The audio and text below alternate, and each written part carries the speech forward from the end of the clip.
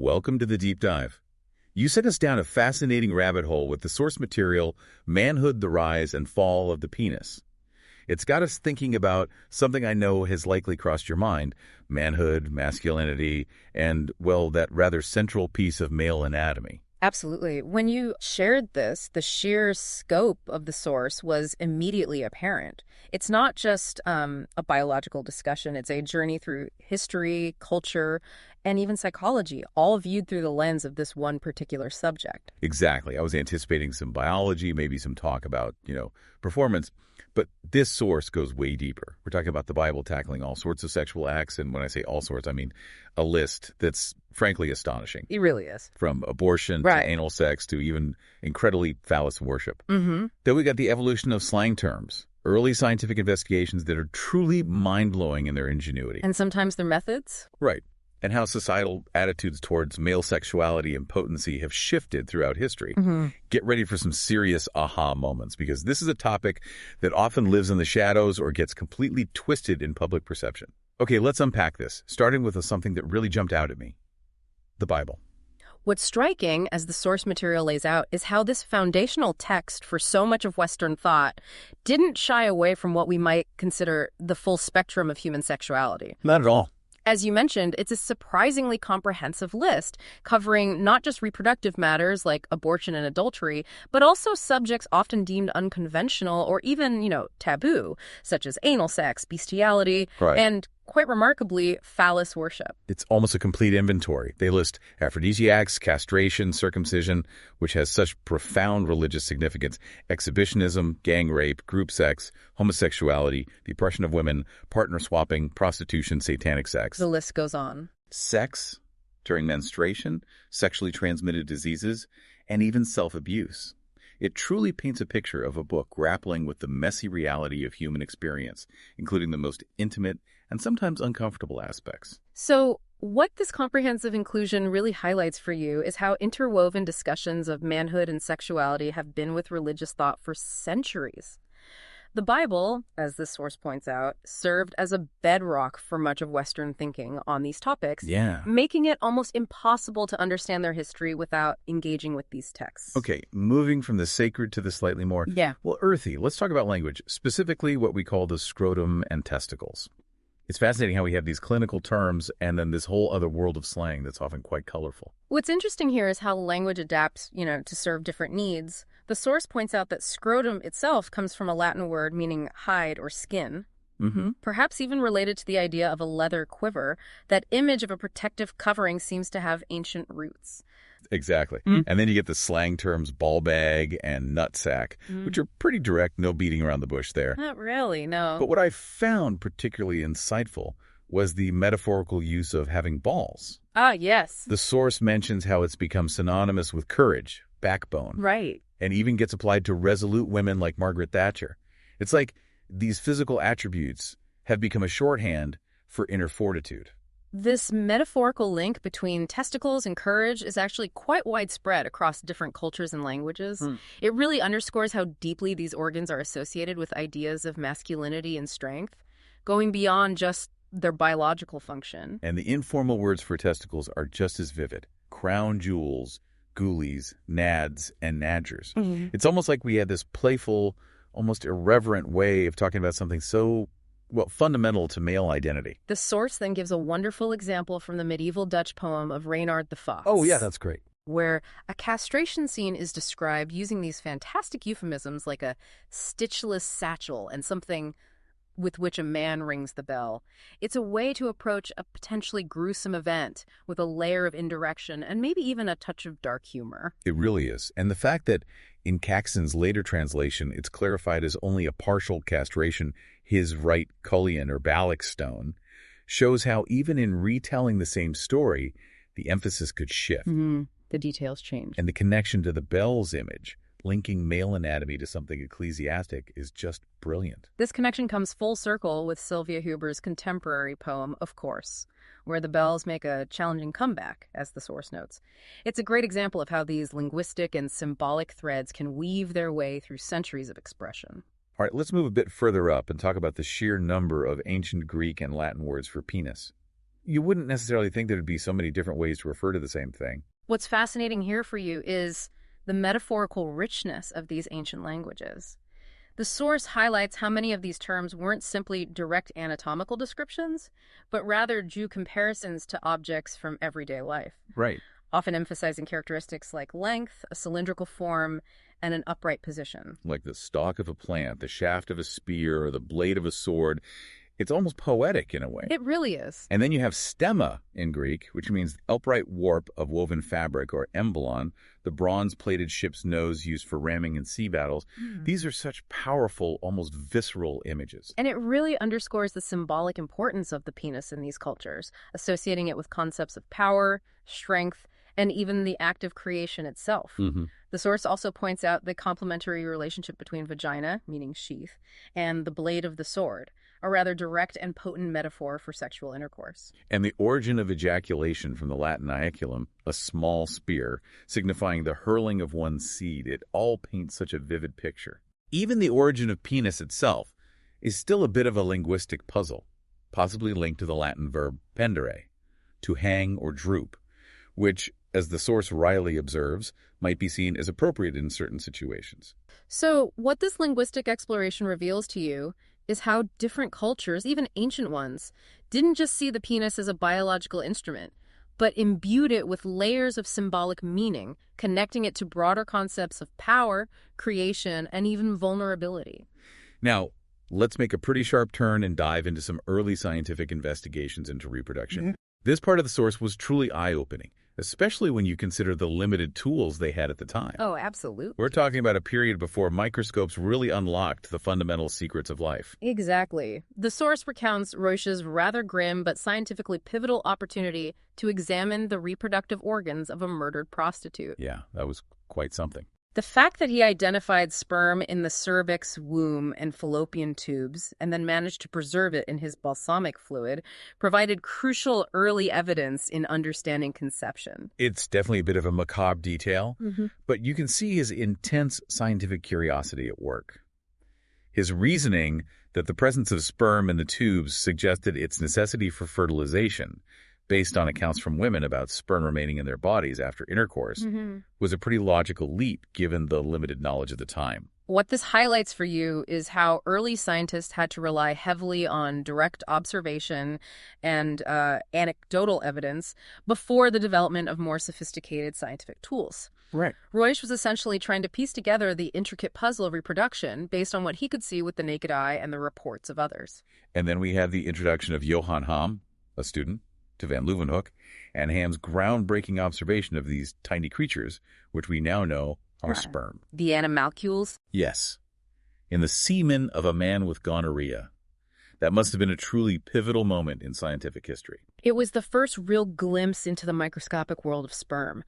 While Ham initially and incorrectly linked these animalcules to the disease, van Leeuwenhoek's subsequent, more rigorous investigations were truly groundbreaking in our understanding of reproduction. Van Leeuwenhoek's initial hesitation is completely understandable given the social sensitivities of the era. Oh, for sure.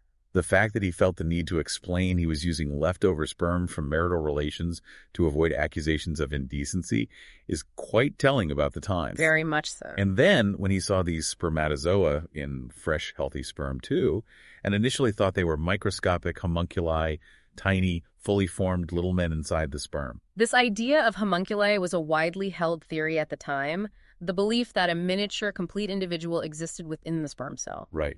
Van Leeuwenhoek's observations, even though initially interpreted through this lens, were still absolutely crucial in identifying sperm as a fundamental component of the reproductive process. And his letter to the Royal Society, where he boldly declared that the man's seed forms the embryo entirely on its own, with the woman merely providing a place to receive it and nourishment, that's a pretty powerful and in retrospect, inaccurate statement. Highly inaccurate, yeah. It almost echoes Aeschylus's ancient Greek perspective on motherhood as simply being the nurse of the young life planted within. So what you see here is how early scientific understanding, while paving the way for future discoveries, was often incomplete and sometimes based on flawed assumptions. However, these initial observations by figures like van Leeuwenhoek were essential stepping stones in our eventual comprehension of fertilization and the distinct roles of male and female contributions. Okay, let's shift gears and talk about something a bit more, well, animalistic. The source delves into testicular descent and sperm counts across different species, and the sheer variety is just wild. Absolutely. The phenomenon of cryptordism, where the testicles don't descend fully into the scrotum, is mentioned in male pigs, often called rig pigs. This condition, as the source points out, often has implications for their fertility. And the comparative data on ejaculate volume and the number of spermatozoa is staggering. A cryptorchid boar can take at least 10 minutes to ejaculate a volume equivalent to 2 coffee mugs containing over 80 billion sperm. 80 billion? It's incredible. Then you have a zebra stallion ejaculating up to 300 milliliters. And then there's the poor turkey with a minuscule 0.3 milliliters. It really puts the human ejaculate at around 2 to 4 milliliters into a broader context. What this vast difference across species likely reflects for you are the diverse mating strategies and the levels of sperm competition that exist in the animal kingdom. Makes sense. Species with more promiscuous mating habits often have higher sperm counts and larger ejaculate volumes to increase the chances of fertilization. And the observation that a mare appears to urinate after mating, but it's actually seminal fluid flowing out, that's a fascinating detail you don't often hear. It highlights how even seemingly mundane observations of animal behavior can provide valuable insights into their reproductive biology, revealing processes that might not be immediately obvious. Now, let's get into the nitty-gritty, so to speak, of the anatomy of ejaculation. Where does everything go, and what's the process? The source provides a clear roadmap for you. It starts with the seminal duct, also known as the ductus deferens or vas deferens. That's a tube about 30 to 40 centimeters long that travels from the epididymis. Which, just to clarify for you, is like a storage and maturation facility for sperm, a kind of training ground before they head out. Exactly, sort of like a boot camp for sperm. Oh, yeah. So it runs from the epididymis all the way to the verumontanum in the urethra, which is a small bump located within the prostate gland. So it's quite a journey for those little swimmers. And then you have the seminal glands, or vesiculae seminalis, which, despite their name, don't actually store sperm at all. Precisely. Their primary role is to produce a significant portion of the fluid that makes up semen, acting as a transport medium for the sperm cells. Remember, ejaculate isn't just a concentrated mass of sperm. It's a complex mixture of fluids from various glands. Right. The ejaculate is predominantly fluid from the seminal glands and the prostate, with the sperm cells themselves making up only a relatively small percentage of the overall volume. It's interesting how older medical texts even made distinctions between what they called the noblest part of the sperm cell and the aqueous and oleaginous components coming from these glands. What that historical distinction reflects for you is an early, albeit less accurate, understanding of the different components of semen and their perceived roles in both fertilization and overall male potency. Let's move on to some of the more anecdotal claims surrounding semen, like whether diet can actually influence it. The source touches upon some commonly held beliefs, such as the idea that consuming coffee might affect the taste of semen, and the notion that vegetarians supposedly have a more palatable ejaculate compared to meat eaters. Kiwi fruit, in particular, gets a mention as a food that might improve the flavor. Okay, kiwi fruit. Good to know, maybe. And then there's this rather provocative idea from a Dutch comic duo about emancipated women somehow spitting out sperm. The source itself admits it can't quite recall the logic behind that one. Yeah, that one was a bit out there. And then there's the rather surprising statistic that only about 3 in 1,000 men are physically able to perform self-fellatio. These tidbits offer you a glimpse into more informal and sometimes humorous perspectives on semen and male sexuality. The statistic about self-fellatio is more of a biological oddity than anything else, highlighting the range of human flexibility. Speaking of fluids, the source reminds us of William Cowper's discovery of the preseminal fluid glands, often called Cowper's glands, and their female counterpart, Bartholin's glands. These are crucial for understanding the processes of sexual arousal and lubrication in both sexes. These glands play a vital role in preparing the reproductive tracts for intercourse by secreting lubricating fluids. Cowper's glands in men release this fluid just before ejaculation. And finally, regarding semen, let's talk about the actual release. During orgasm, the sperm that have been stored in the epididymis are propelled into the seminal duct through powerful contractions of smooth muscle. And interestingly, if a man doesn't ejaculate for about 2 weeks, sperm cells can actually start appearing in his urine. What that tidbit reveals to you is the body's natural mechanism for dealing with sperm that isn't expelled through ejaculation. The rhythmic contractions of the seminal duct are what drive the sperm towards the urethra for expulsion. The source even provides a rather memorable description of the seminal duct, likening it to a licorice shoelace. That's a good one. Which really gives you a tangible sense of its texture and location within the spermatic cord. These kinds of vivid descriptions really help to demystify the often unseen anatomy of male reproduction, making it feel more real and understandable for you. Now, there's a fascinating section in the source that discusses the common perception of the penis almost having a mind of its own. Ah, yes, the independent penis. With many men even referring to it as he. I think a lot of men can probably relate to that feeling. This is a pretty widespread sentiment, and the source rightly points out how men often personify their penis in this way. It's often seen as a key symbol of procreative ability and overall male self-worth, linked to traditional masculine traits like muscularity, determination, and physical strength. Right. It's not just another body part, but something more significant. The analogy in the source comparing the penis to a well-trained dog that might occasionally refuse to perform despite training is actually quite insightful. It acknowledges that while there's some conscious influence, it's not always an automatic response. What that analogy highlights for you is the complex interplay between physiological responses and psychological factors in sexual function. Yeah. The source then brings up the interesting examples of men on nudist beaches rarely experiencing erections despite the visual stimuli. Right, you'd think. And urologists not feeling aroused by partially undressed patients during examinations. This really underscores the crucial role of context and mental focus in sexual arousal. It really does. It's not solely about external triggers. The mind plays an incredibly powerful role. Now, let's delve into some diverse cultural perspectives on genitalia, starting with a rather blunt exchange recorded in the source between Pierre and a woman regarding their perceptions of each other's anatomy. This dialogue offers you a rather direct contrast in how men and women might view each other's genitals. The woman's quite unenthusiastic description of penises as often being red or bluish provides a candid and perhaps somewhat surprising female perspective. It certainly is. It clashes quite dramatically with the image of the phallus as this ancient and potent symbol of immortality and vitality. Time. The source mentions D.H. Lawrence's fascination with the Etruscan practice of placing phalluses on graves and how this biological feature over time acquired a significant religious and moral weight. This historical perspective is really important for you. The phallus wasn't always solely about sexual function. It represented broader ideas of life, death, and the cyclical renewal of nature in many ancient cultures. And then there's the phallus cult in ancient Greece, Yeah. where, somewhat surprisingly, impotent men were often mocked, and smaller phalluses were frequently preferred. Yeah, that's counterintuitive, isn't it? Totally. That certainly flies in the face of a lot of modern male anxieties.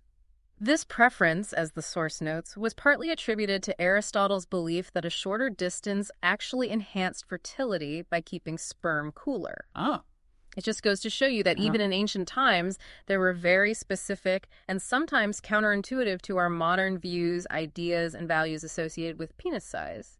The sheer ubiquity of herms, those square pillars topped with a man's head and featuring an erect penis in ancient Greece, is quite astonishing. They were practically everywhere. Contrast that with the more secretive act of women in Florence touching the bronze fawns' phalluses in the Piazza Signoria, supposedly as a ritual to aid pregnancy. It's a fascinating shift in public versus private attitudes towards this symbol. What this contrast highlights for you is how the same symbol can be imbued with vastly different meanings and practices depending on the specific cultural context. The open, almost celebratory use in ancient Greece stands in stark contrast to the more folk religious and somewhat clandestine act in Renaissance Florence. And the symbolic significance of the phallus extending beyond just sexual intercourse is really driven home by the Dionysian celebrations, where gigantic phalluses were carried in processions. Yes, those parades. It was clearly tied to ideas of intoxication, ecstatic rapture, raw passion, and those famously rowdy autumnal festivities. It wasn't just about procreation. It was about the very life force in its most unrestrained form. Exactly. It was a vibrant celebration of the energy of life, and the phallus served as a very potent visual representation of that untamed vitality. Now, the source throws in some really interesting tidbits about historical figures and discoveries. Rainier de Graaf, for example, died relatively young. And there's this almost gossipy claim attributed to Van Leeuwenhoek, suggesting his death was the result of an argument with Jan Swammerdam. You never know what sparks scientific rivalries back in the day. Right. It's a good reminder for you that even the history of science isn't always a dry recitation of facts and experiments. It's often intertwined with personal relationships, rivalries, and unresolved mysteries. True enough. And Conrad Eckhart's demonstration in 1863 that erection could be induced by stimulating the sacrum, that was a crucial step in understanding the neurological basis of sexual function. A big step. It's quite something to think that even by the time of the moon landing, our understanding of this process was still somewhat limited. It really underscores the often slow and incremental nature of scientific progress. Identifying the erection center in the lower spine was a significant breakthrough in demystifying the physiology of sexual response.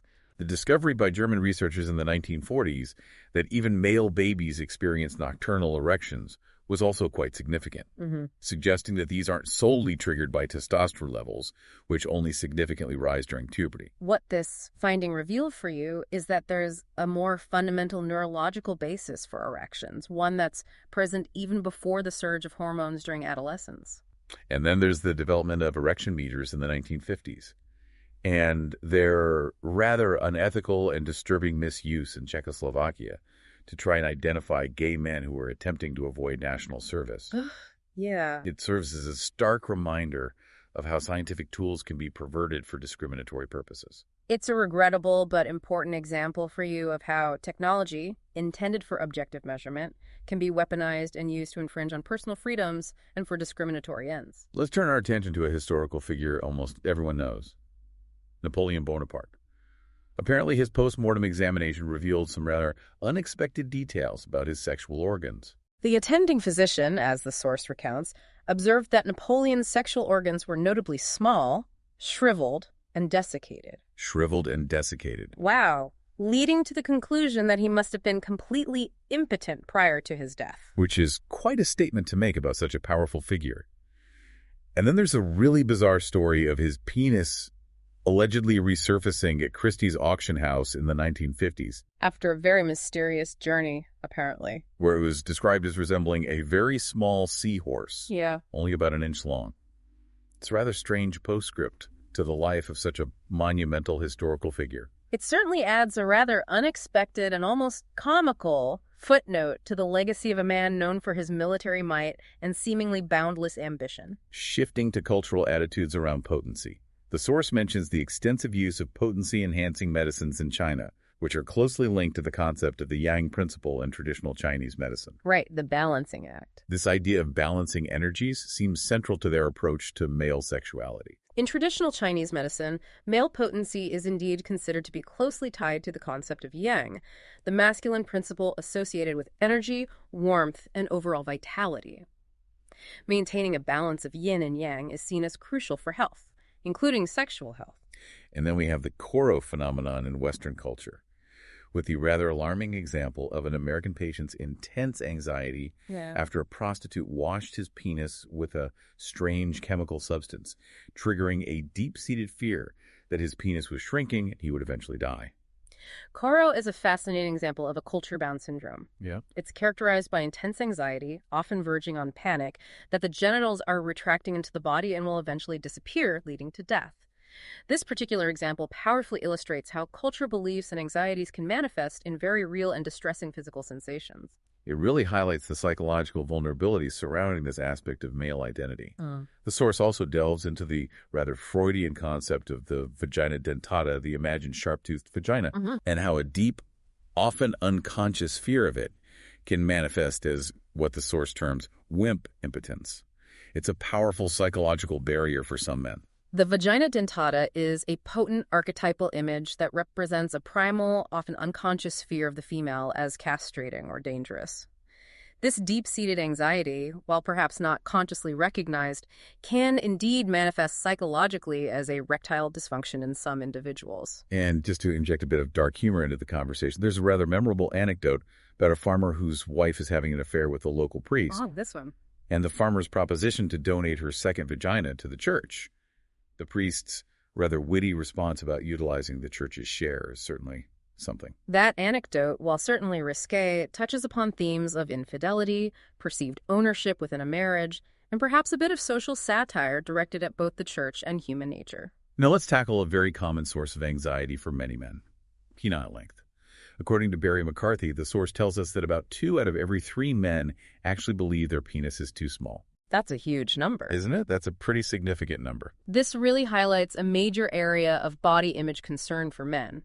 The source then goes on to explain several possible reasons for this widespread perception, Yeah. including a man's initial visual comparison to his father's penis in childhood, the distorted perspective when viewing one's own penis from above compared to seeing others from a frontal view. The foreshortening effect. Exactly. And the considerable variation in flaccid length versus the smaller range in erect length, and importantly, a general lack of open and honest discussion about what constitutes normal. Those are all really insightful points.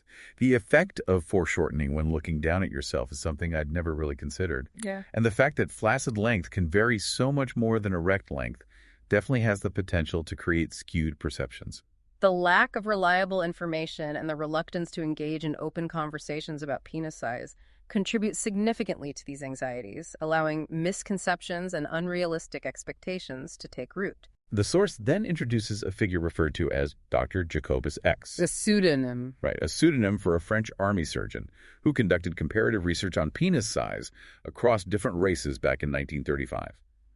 His findings, which stated that black Africans tended to have the longest penises, both flaccid and erect, are certainly striking. It's important for you to approach historical research like this with a degree of critical perspective, acknowledging that methodologies and societal biases of the time could influence the findings. Of course. The source presents Jacobus's results, noting his specific measurements and his observation that penis size generally tends to be commensurate with vagina size within a given racial group. And his, rather, culturally specific comments about Hindustani women and the potential for discomfort with larger European or African penises are definitely a product of the social and cultural norms of that era. Those comments undeniably reflect the prevailing social and cultural biases that were common during the time this research was conducted. We're just reporting what the source says here. Right. On a more practical note, what about actually enhancing penile size? The source mentions Jolin Cheng's Taoist belief that all parts of the body have the potential to be trained and developed, drawing a connection to the Chinese invention of physiotherapy. This reflects a more holistic approach to the body, suggesting that through dedicated practice and focused energy, various aspects of physical form and function can be influenced and improved. Sort of a mind-body connection idea. And then there's the report from South Africa back in 1993 about penis lengthening operations, with a plastic surgeon involved claiming minimal discomfort for patients and a relatively quick return to normal sexual activity, leaving only a small scar. Mm-hmm. It sounds almost too good to be true. Surgical interventions aimed at increasing penis size do exist, but it's crucial for anyone considering such procedures to have realistic expectations regarding the potential outcomes, the associated risks, and the costs involved. Sure. The source also briefly mentions penis thickening techniques, often involving fat transplantation, noting that the results tend to be mediocre and the procedures quite expensive. It's interesting that the expert consensus among child urologists and sexologically oriented urologists seems to be that penis lengthening procedures might only be truly warranted for men whose penis length is under 4 centimeters. Right, a clinical threshold. That provides a clinical benchmark for what's considered genuinely undersized. And the average penis length for newborn infants is around 3.5 centimeters.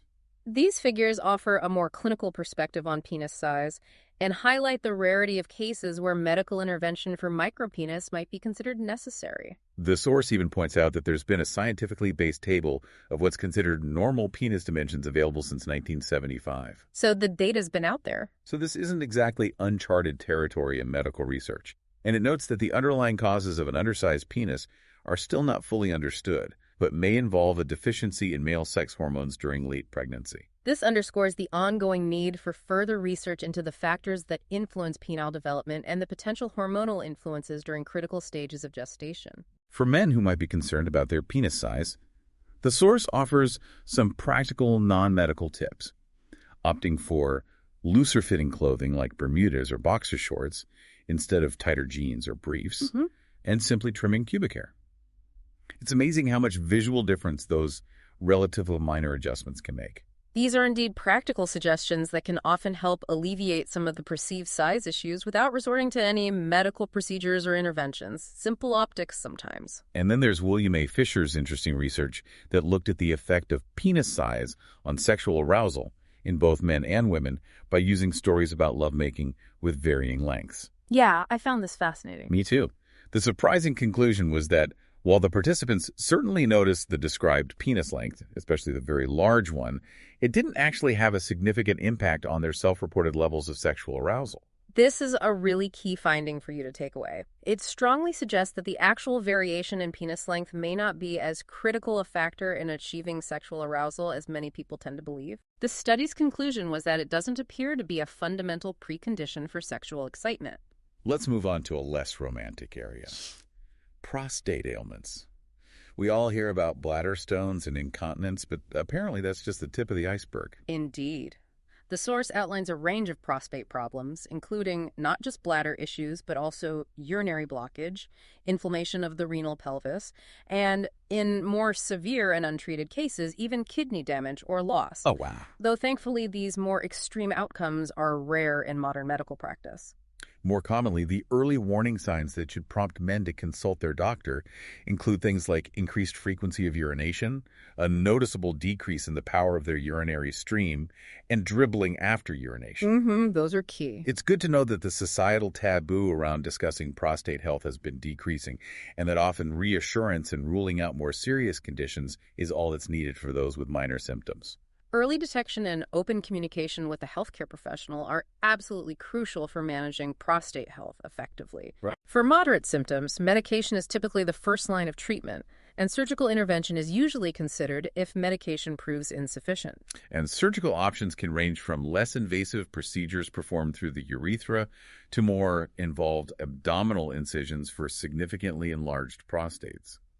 But, as with any surgery, there are potential complications to be aware of. Always risks. Including incontinence, although that's often temporary, a risk of narrowing of the urethra, and the possibility of blood in the urine. These are important considerations for anyone facing potential prostate surgery. The source also notes that some alternative therapies, like microwave therapy, haven't generally proven to be as effective as more established treatments. Prostate cancer is another major health concern for men.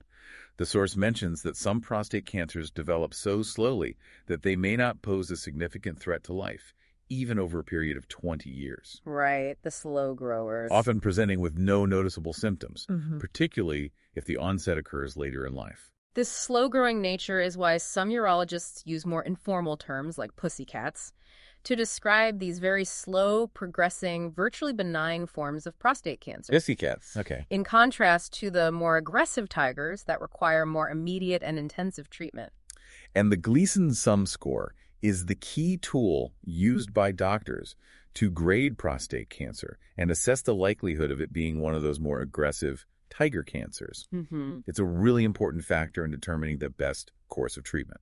The Gleason score helps pathologists evaluate the aggressiveness of the cancer cells under a microscope, and this score directly correlates with the potential for the cancer to spread and the need for more aggressive treatment strategies. The source then shifts to a more personal and philosophical reflection on confronting mortality, contrasting the diarist's earlier anxieties about death with a later sense of acceptance as it approached. A common shift, perhaps. And it introduces Anatole Broyard, a literary critic who famously chronicled his own experience with prostate cancer in his book, Intoxicated by My Illness, notably using irony and even humor as a way to cope with his diagnosis. Broyard's approach really highlights the diverse ways in which individuals confront serious illness, finding strength and perspective through different coping mechanisms, whether it's introspection, humor, or a combination of both. Now, this was a bit of a surprise to me. The female prostate. Skene's glands. Exactly. Yep. Apparently, while it's been known as Skene's gland since 1880, the source argues quite persuasively that it should really be named after Renier de Graaf, who actually described its anatomy and physiology much earlier. Renier de Graaf, in fact, provided a detailed description of its structure and function well before Skene, observing the production of fluid during sexual arousal and orgasm in women. Wow. Despite this, it hasn't received as much prominent attention in standard urological textbooks as perhaps it should. However, Professor Milan Zaviacic has conducted extensive research on this topic, and what's really interesting is the urological significance About 10% of cancers found in the urethra in women are actually adenocarcinomas, which is a type of prostate cancer. Right, a prostate cancer in women. And the female prostate can also frequently become inflamed, a condition called prostatitis, which, just like in men, can be quite difficult to treat effectively with antibiotics. It's almost like a parallel condition that often goes underrecognized. This really highlights a fascinating parallel in the underlying biology and the potential for similar pathological processes to occur in both male and female reproductive systems, underscoring the need for greater awareness and understanding of the female prostate. Let's jump back to the animal kingdom for a moment and consider testosterone and sperm competition. The difference in relative testicle size between humans and chimpanzees, which are considerably larger, compared to gorillas and orangutans, which have more modest genitalia and seemingly lower sperm production, is quite striking. This difference largely reflects the distinct mating systems of these primates. Gorillas and orangutans, with less intense sperm competition due to factors like alpha male dominance in gorilla harems and the more solitary nature of orangutans with less frequent mating, don't require the same high levels of sperm production as chimpanzees, who engage in much more promiscuous mating behavior. And the examples of sexual selection acting to avoid sperm competition, such as tigers, bears, and even some primates resorting to infanticide by killing young that are suspected of having a different father, that's a pretty brutal but effective strategy to ensure the survival of their own genetic line. It's a harsh but ultimately effective evolutionary strategy for reducing competition for resources and maximizing the propagation of their own genes in environments where multiple paternity is a risk. Nature isn't always pretty. No kidding. Now, something I'd never really given much thought to before: the stickiness of human sperm. Apparently, the source suggests that this characteristic might actually be a remnant from our evolutionary past, linked to the mating plugs left by certain rodent species. That's an intriguing theory presented in the source. Some male rodent species leave behind a sticky, gelatinous secretion after mating, which forms a physical plug in the female's reproductive tract. A literal plug? Preventing subsequent males from mating successfully. The stickiness of human sperm, particularly when it dries, could be an evolutionary vestige of this adhesive quality. And the rather dramatic example from the insect world of drones literally leaving behind their genitalia, along with a slimy substance, after mating with the queen bee. Ultimate sacrifice for reproduction. It's all about ensuring the queen's fertilization, even at the cost of the drone's life.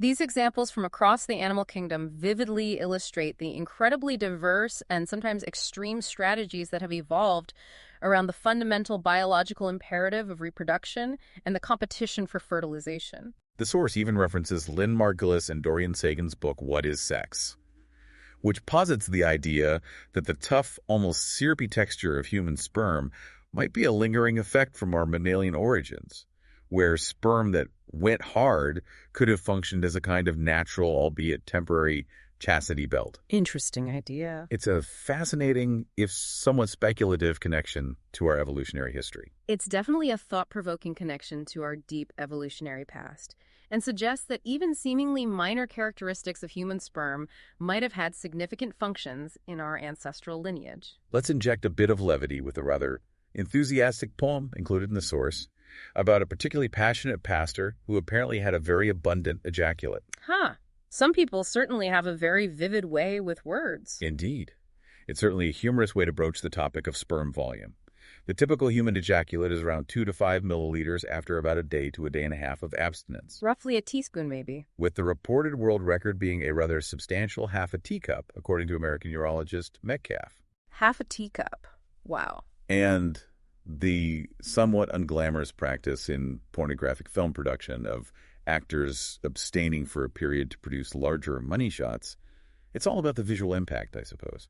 Economics of the industry, I guess. It's also interesting how men tend to overestimate their own ejaculate volume, even inspiring the name of the band 10cc, supposedly based on the average volume. These cultural references really highlight our ongoing fascination with and sometimes exaggerated perceptions of male ejaculate volume and its significance. Moving on to the frequency of intercourse, the source shares a wise old Asian saying that the frequency of marital relations tends to decrease significantly after the first year of marriage. Ah, the honeymoon effect wearing off. Seems like it. It's a sentiment that probably resonates with many long-term couples. The question of the ideal frequency of sexual intercourse has been a topic of discussion and contemplation for centuries, even within religious and philosophical traditions. The source outlines various perspectives, from the Quran suggesting once a week as a woman's right, to the Jewish Talmud offering more nuanced guidelines based on a man's profession and status. Like scholars versus workmen. Exactly.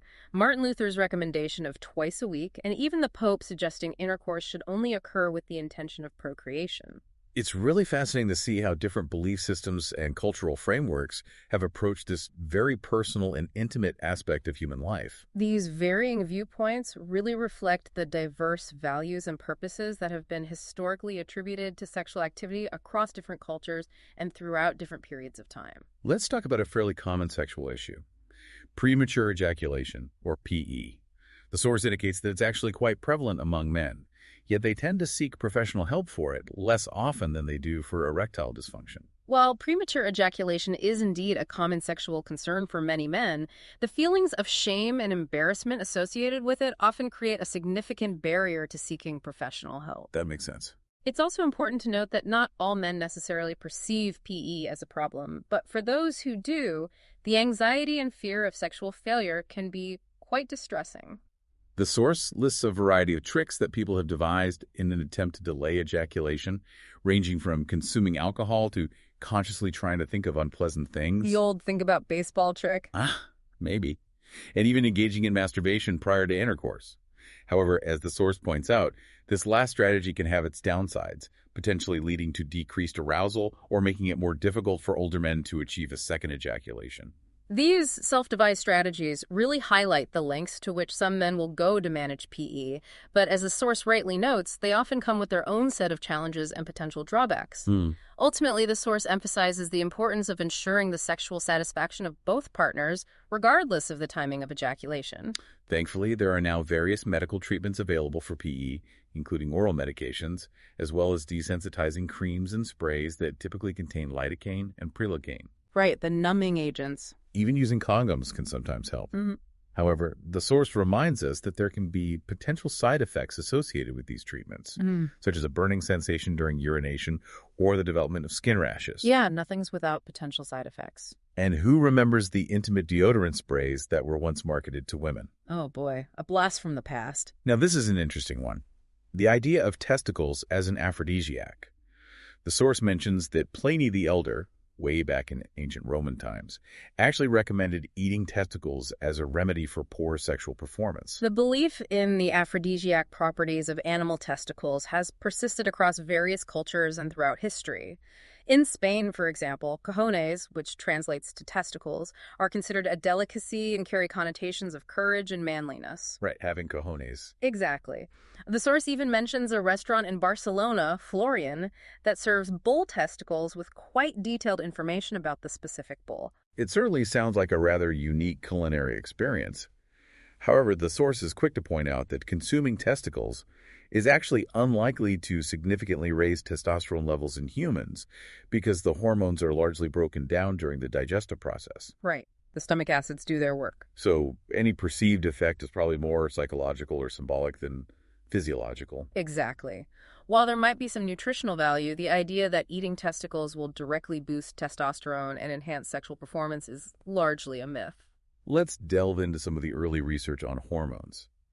The source discusses Eugen Stein's somewhat controversial experiments involving vasologation, the tying off of the vas deferens as a method for rejuvenation. The Steinach operation. Interestingly, Sigmund Freud was actually one of his patients, which is a fascinating connection. However, even Steinach himself was aware of the limitations and the often subjective nature of his findings. Steinach's experiments, while not holding up to modern scientific scrutiny, reflected an early and intense interest in the potential role of hormones in the aging process and overall vitality.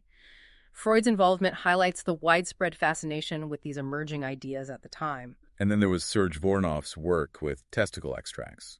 His interest was sparked by observing boys who had been castrated and were experiencing mental and physical developmental delays, leading him to believe that the loss of testicles accelerated aging. Voronoff's work, though also considered scientifically flawed by today's standards, represented another early attempt to understand the function of the testicles and their secretions in relation to overall health and the aging process. Monkey gland therapy, it was sometimes called. Right. So how is testosterone understood today? The source provides a definition, testes plus steroid, and explains that it circulates in the blood bound to transport proteins. We know that females also have testosterone, just at significantly lower levels than in males across animal species. Today, our understanding of testosterone is much more comprehensive. We recognize it as a key steroid hormone involved in a wide array of physiological processes in both men and women. Okay. In men, it plays crucial roles in embryonic development, the onset of puberty and the development of secondary sexual characteristics, the maintenance of the male reproductive system, body composition, sperm production, libido, and even balding in those who are genetically predisposed. Right, the link to balding. And in women, it contributes to pubic hair growth and libido, among other things. The source also notes that testosterone is produced in both the adrenal glands and the Leydig cells in the testes, with men producing significantly more per day than women, whose primary production occurs in the ovaries, adrenal glands, and even fatty tissue. Yeah, the production sites differ. And it explains the complex regulatory system, starting in the hypothalamus and involving the pituitary gland, with a feedback loop that helps maintain stable levels. It's a pretty intricate system. It is indeed a complex hormonal axis. The hypothalamus releases GnRH, which signals the pituitary gland to release FSH and LH. These hormones then act on the testes to produce testosterone. The rising levels of testosterone then feed back to inhibit the release of GnRH and LH, creating a delicate balance. Okay. The source also mentions that testosterone is broken down in the liver, and surprisingly, small amounts of estrogens are actually produced from testosterone in both Leydig and Sertoli cells within the testes. Estrogen from testosterone in men. Interesting. The source then touches on the tendency of older men to sometimes feel a need to prove their masculinity, using the biblical story of King David's affair with Bathsheba as an illustration. A classic tale. Even a powerful king in his later years wasn't immune to these societal pressures and internal urges. David's story provides a compelling, if cautionary, tale about the complexities of power, desire, and the aging process. His subsequent attempts to conceal the pregnancy and the eventual consequences highlight the potential pitfalls of these actions. The source then brings in the rather poignant detail of David's court being alarmed by his waning vitality and fetching Abisag, a young virgin, to be his nurse and companion, ostensibly to help prove his virility. It's a rather desperate measure that underscores the societal importance placed on male potency, even in old age. This act reflects a historical and perhaps somewhat simplistic understanding of the connection between sexual activity and overall vitality, even in advanced age. The hope was that proximity to a young woman would somehow restore David's vigor. We now understand that androgen deficiency in aging men is termed PDAM, partial androgen deficiency in the aging male. Right, not male menopause. And not the outdated terms like male menopause or Yes. anopause. However, as the source points out, research and effective treatment in this area are still in their relative infancy compared to the well-established hormone replacement therapy for postmenopausal women. Definitely lagging behind.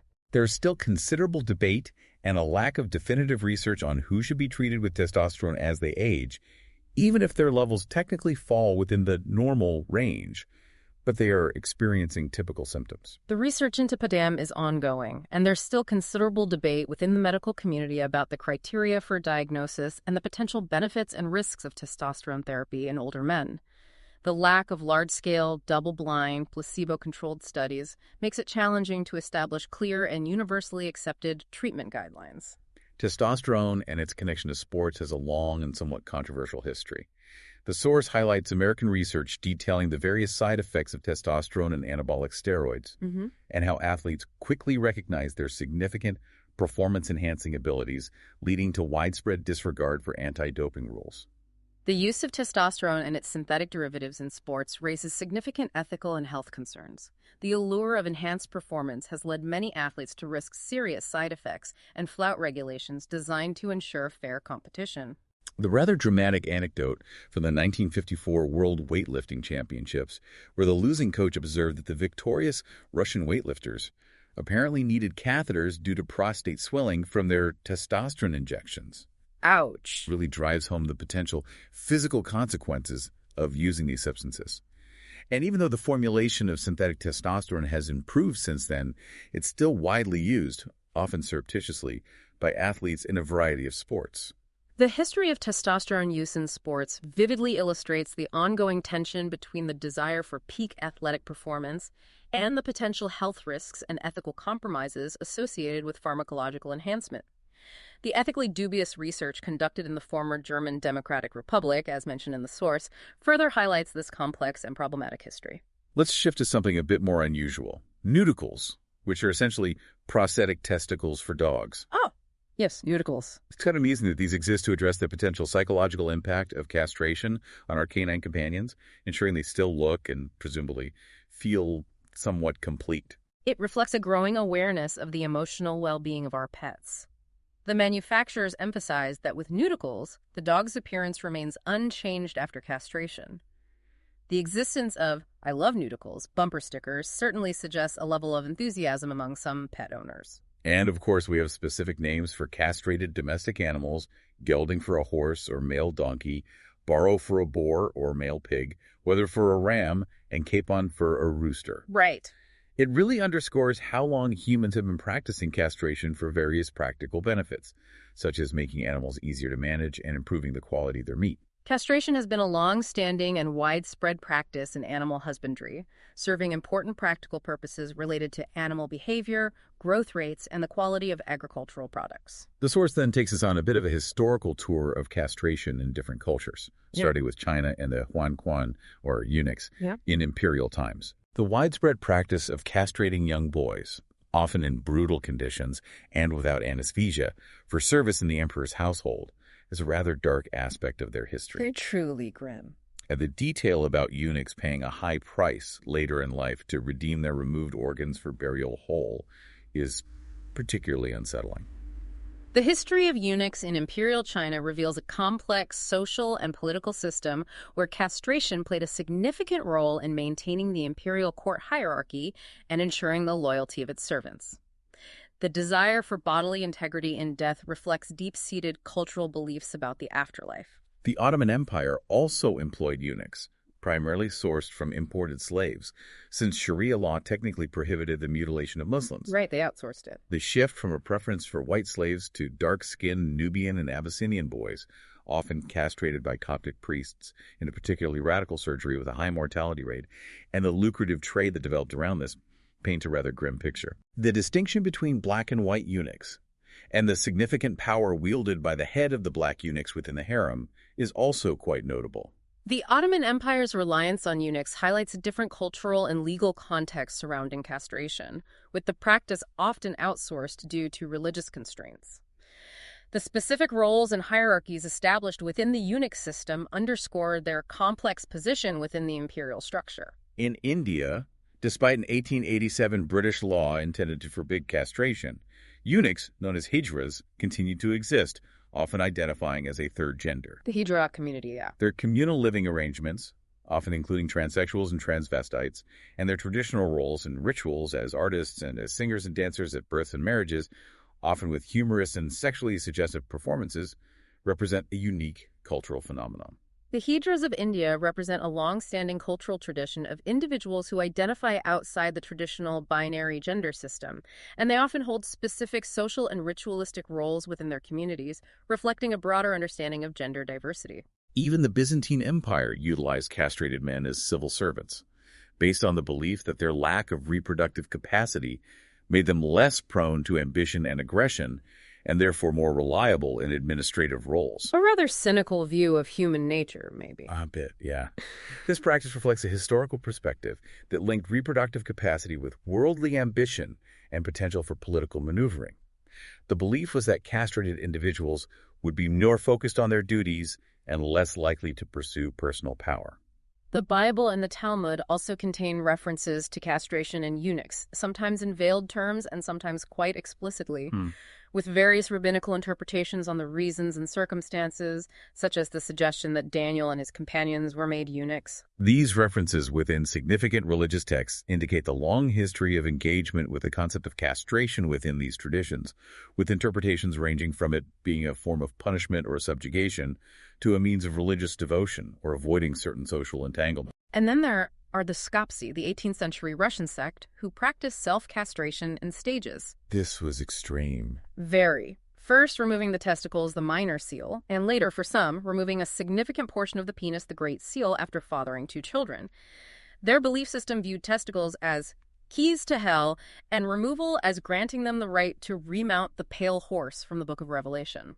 It's a truly extreme example of religious belief shaping physical practice. The Skopsi's radical practice of self-castration stemmed from a very literal and intense interpretation of specific biblical passages, leading to a complete rejection of procreation and sexual desire as pathways to sin. Let's not forget the castrati. Ah, the singers. Boys who were castrated before puberty, specifically to preserve their high vocal range for performance in opera and church choirs, most notably in places like the Sistine Chapel. The recruitment process often involved false promises of free musical training. The phenomenon of the castrati highlights a unique intersection of artistic demand, religious practice, and the physical alteration of the human body.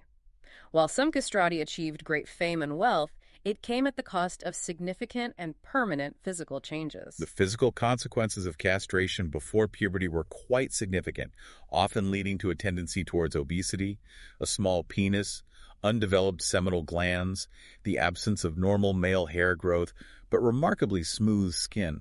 These physical characteristics were a direct result of the hormonal imbalances caused by castration before the onset of puberty, impacting various aspects of their physical development. The source shares intriguing, though sometimes likely embellished, anecdotes about famous castrati like Farinelli, who was even knighted and later retired to Italy. Right. And the sensational stories surrounding their sexual activity while sterile, they weren't always impotent, and apparently possessed a certain attractive tenderness for women in an era without reliable contraception. These anecdotes offer a more nuanced picture of the lives of castrati, suggesting that while their reproductive capacity was removed, their sexual desires and abilities weren't always entirely eliminated. The lack of reliable contraception at the time likely contributed to the fascination and speculation surrounding their romantic lives.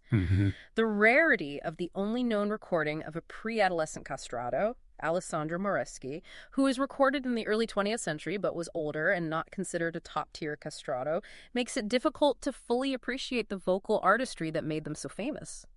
The Church's general attitude towards eunuchs and pleasure, as the source describes it, appears to have been quite negative. Generally, yeah. Evidenced by Pope Sixtus V's decree in 1587 that annulled the marriages of eunuchs, regardless of the couple's desires. This was largely based on the views of Augustine and Thomas Aquinas, who emphasized procreation as the primary purpose of marriage. This stance reflects a historical tension within the Church regarding the purpose of sexual activity, with procreation often being prioritized above pleasure within the context of marriage. Eunuchs, by definition, could not fulfill this primary purpose. Even Oscar Wilde's memorial in Père Lachaise Cemetery became a site of controversy because of Jacob Epstein's angel sculpture, specifically its depiction with testicles. Oh, the angel story. The debate among moralizers that ensued, considering options like castration or a fig leaf and the later acts of vandalism, really highlight the enduring societal sensitivity surrounding artistic representations of male genitalia. This episode underscores the persistent cultural and moral weight attached to depictions of the penis, even in a symbolic representation on a grave. The angel eventually became a significant pilgrimage site for the gay community, with the act of rubbing the testicles becoming a unique form of tribute. Right. The later act of vandalism by individuals offended by the depiction further illustrates the strong and often conflicting emotions these representations can evoke. Let's shift to the less glamorous topic of ailments affecting the scrotum. The source notes that even in the 19th century, there was an understanding that certain medicines could have damaging effects on the testicles. Early awareness. And in modern times, anti-cancer medications unfortunately have a reputation for this, along with a surprisingly long list of other drugs that can potentially interfere with sperm production. It's really crucial for individuals undergoing medical treatment to be aware of the potential impact of various medications on their reproductive health. The source provides a comprehensive list of drugs, as well as some naturally occurring substances like gossypol found in cottonseed oil, and the Chinese plant Tryptergium wilfordiae that have been linked to reduced male fertility. Alcohol also has a toxic effect on the testicles with chronic abuse, leading to lower testosterone production. Interestingly, it can sometimes increase sexual excitement in women under specific hormonal conditions. Yeah, the interplay is complex. The interplay between hormones and alcohol is quite complex and differs between the sexes. The differing effects of alcohol on testosterone levels in men and the varied impact on sexual excitement in women, potentially influenced by their menstrual cycle and baseline testosterone levels, highlight the complex hormonal dynamics involved in sexual response. The source then discusses polyorchidy, which is the condition of having more than two testicles, usually presenting as a painless swelling. Rare, but happens. And inguinal hernia, where the testicles, during their descent, can sometimes pull a portion of the abdominal membrane along with them, creating a bulge. Polyorchidy is a relatively rare congenital condition. Inguinal hernias occur when there's a weakness in the abdominal wall in the groin area, allowing tissue to protrude. Then there's spermatocelie, which can feel like growing an extra ball, and is actually a fluid-filled cyst in the tubes near the testicle. A spermatocele. And varicocele, which is essentially varicose veins above the testicle that can sometimes affect fertility. The diagnosis and treatment options for these conditions vary. Spermatocele is generally benign, though large ones can cause discomfort. Varicocele can impact fertility due to increased temperature in the scrotum, and treatment is usually recommended for men who are trying to conceive. Human and animal bite wounds to the scrotum are, thankfully, not something most people will ever experience. Let's hope not. But the source points out that they can be quite serious due to the high risk of bacterial infection, and even mentions a study in Groningen that linked scrotum bite victims to pit bull terriers. It's a rather specific hazard. These types of injuries, while thankfully uncommon, underscore the vulnerability of the genitalia to trauma and the potential for serious complications due to infection. The fact that military and martial arts training often includes kicks to the crotch as a highly effective disabling tactic really speaks to the inherent sensitivity of the area. Definitely a vulnerable spot. And footballers instinctively protecting their groin during free kicks is a painful reminder of the potential for injury in that region. These examples vividly illustrate the extreme sensitivity of the male genitalia and their vulnerability to even minor trauma. The story of the testicle collector and his rather unsettling interest in acquiring testicles from various sources. A mafia of sources, yeah. Culminating in his unsettling comment to his future son-in-law is definitely one of the more memorable anecdotes in the source. Some people certainly have very unique interests. It's an anecdote that certainly highlights the bizarre and sometimes macabre fascinations that individuals can develop.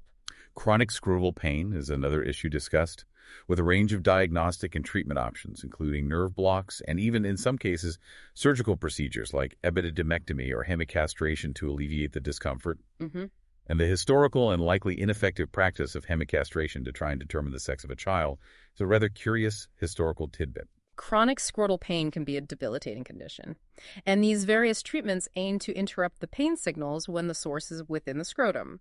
The historical use of hemicastration for sex selection reflects outdated beliefs about the reproductive system. Lance Armstrong's very public battle with testicular cancer and its subsequent metastasis, his initial shock and fear for his athletic career, followed by the stark realization of the seriousness of his condition. A huge story. Serves as a powerful and well-known example of the potential dangers of this disease. Armstrong's experience brought significant public awareness to testicular cancer and the critical importance of early detection and prompt treatment for improved survival rates. And finally, on the topic of the scrotum, the source touches on testicular transplantation. The early 20th century attempts to use this procedure to combat aging, despite a very limited understanding of both aging and potency at the time. Right, flawed science. And the subsequent commercial exploitation of these ideas, followed by a decline in interest after the isolation of testosterone in 1935, is a fascinating cautionary tale in the history of medicine.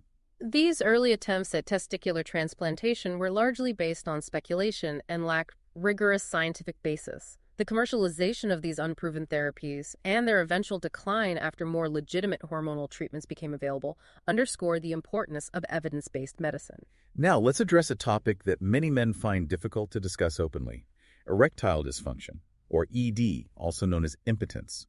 The source notes that the likelihood of experiencing ED increases with age due to a variety of contributing factors. The increased prevalence of ED with age is indeed multifactorial, involving a combination of factors such as a potential decline in sexual desire, less intense arousal responses, a decrease in the suppleness of blood vessels, the development of other underlying medical conditions, and the side effects of certain medications. It's really important for both the individual experiencing ED and their healthcare provider to try and determine whether the primary cause is psychological or physical, as the treatment approach can differ significantly. Crucial distinction. However, the source emphasizes the persistent shame and stigma associated with ED, which often prevents men from seeking the help they need, even though it's often a very treatable condition. Yeah, the stigma is huge. And men tend to find ways to rationalize their ED rather than directly addressing the underlying issues. The relatively brief average consultation time doctors spend discussing ED with patients and the rarity of partners being present during these discussions also underscore the discomfort and reluctance surrounding this topic. The reluctance to openly discuss and seek help for ED is a significant barrier to effective treatment. Identifying the root causes, whether psychological, physical, or a combination of both, is essential for successful management. The limited consultation times and lack of partner involvement suggest a need for more comprehensive and open communication. The source brings in Michel de Montaigne's essay about a friend who lost his ability to achieve an erection due to performance anxiety. Performance anxiety, a classic factor. A perfect illustration of the self-perpetuating cycle of psychological ED. The fear of not being able to perform becomes the very thing that prevents it from happening. Montaigne's anecdote offers a historical perspective on the psychological dimensions of ED, highlighting the powerful role that anxiety, self-doubt, and the pressure to perform can play in sexual function. And then there's the rather dramatic and perhaps slightly unhinged story of the nobleman from Gascony who, after failing to maintain an erection, actually cut off his penis and sent it to the woman. Whoa! That's extreme. Definitely. That's certainly a rather extreme, if not entirely rational, response to performance anxiety. Montaigne's subsequent advice on the importance of patience and gentler approaches in such situations seems considerably more sound. This extreme reaction certainly underscores the intense feelings of shame and frustration that can be associated with experiencing ED. Montaigne's more measured counsel emphasizes the importance of communication, understanding, and a less performance-oriented approach to intimacy.